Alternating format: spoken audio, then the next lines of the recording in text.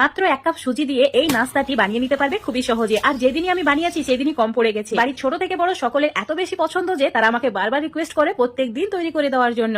তো আজকের এই নাস্তাটি মানে মুচমুচে নাস্তাটি তৈরি করার জন্য প্রথমে একটা বাটি বা কাপের মাপ করে 2 কাপ মতো জল নিয়ে নিতে হবে। আমি 2 বাটি জল নিয়ে নিয়েছি, চুলো রাসটা মিডিয়ামে রেখেছি। এবার স্বাদ মতো নুন অ্যাড করে দিয়েছি। এই নুনটা ভালো করে একটু গুলিয়ে নিতে হবে আর চুলো রাসটা মিডিয়াম টু হাই করে দিতে হবে। এবার ওই বাটির মাপ করে আমি এখানে সুজি নিয়ে নিচ্ছি। তো সুজিটা আমি নর্মাল যে বাজারে সুজি পাওয়া যায় সেটাই নিয়েছি। আর সুজি ঢালার সঙ্গে সঙ্গে চামচ বা খুন্তি দিয়ে এভাবে একটু নাড়াচাড়া করে নিতে হবে।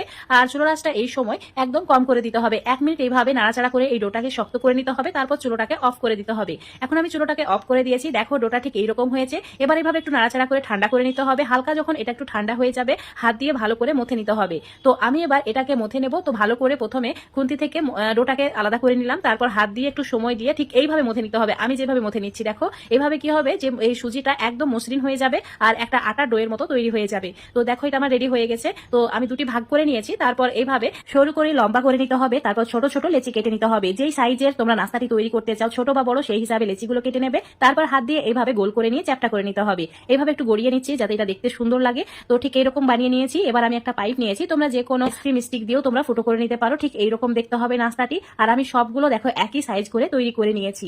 তো এবার আমি একটা চাটনি তৈরি করে নেব। তার জন্য বেশ কিছু পরিমাণে ধনেপাতা নিয়েছি, ভালো করে ধুয়ে নেওয়ার পর ছোট ছোট করে কেটে নিতে হবে। আর তারই সঙ্গে একটা লেবু নিয়েছি, সেটাকেও কেটে নিয়েছি। এবার মিক্সার জারে বেশ কয়েক টুকরো রসুনের কোয়া, কাঁচা লঙ্কা আর অ্যাড করেছি ধনেপাতা আর অ্যাড করে দিয়েছি এর মধ্যে স্বাদ মতো নুন। নুনটা নিজেদের স্বাদ মতো কম বেশি করে অ্যাড করতে হবে। আর দিয়েছি 2 চামচ মতো সরষের তেল। এবার অ্যাড করে দিতে হবে লেবুর রস, 1 চামচ মতো লেবুর রস অ্যাড করতে হবে, সামান্য পরিমাণে জল অ্যাড করতে হবে। তারপর একদম ভালো করে একটা পেস্ট করে দিতে হবে। আমি 1 মিনিট ধরে পেস্টটা বানিয়ে নিয়েছি, দেখো একদম মসৃণ পেস্ট হয়েছে। এখন এটাকে সাইডে রেখে দিচ্ছি। এবার চুলোর উপর একটা ফ্রাই প্যান বসিয়ে নিয়েছি আর ফ্রাই প্যানে বেশ কিছু পরিমাণে তেল নিয়েছি। এগুলো হালকা একটু ডুবো তেলেই ভাজতে হবে, তাই তেলের পরিমাণটা একটু বাড়িয়ে নেবে। আর তেল যখন একদম ভালোভাবে গরম হয়ে যাবে তখন এই নাস্তাগুলো তেলের মধ্যে অ্যাড করে দিতে হবে। নাস্তাগুলো ভাজার সময় প্রথম থেকে শেষ পর্যন্ত চুলোর ফ্লেম মিডিয়াম টু হাই করে রাখতে হবে।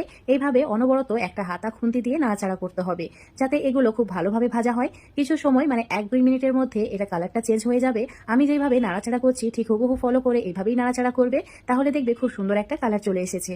তো দেখো এটা কত সুন্দর গোল্ডেন হয়ে গেছে। এবার এই সময় চুলোর ফ্লেম একদম কমিয়ে দিতে হবে যাতে নাস্তাটি ভেতর থেকে মুচমুচে হয়। দেখো এটা খুব সুন্দরভাবে কুক হয়ে গেছে।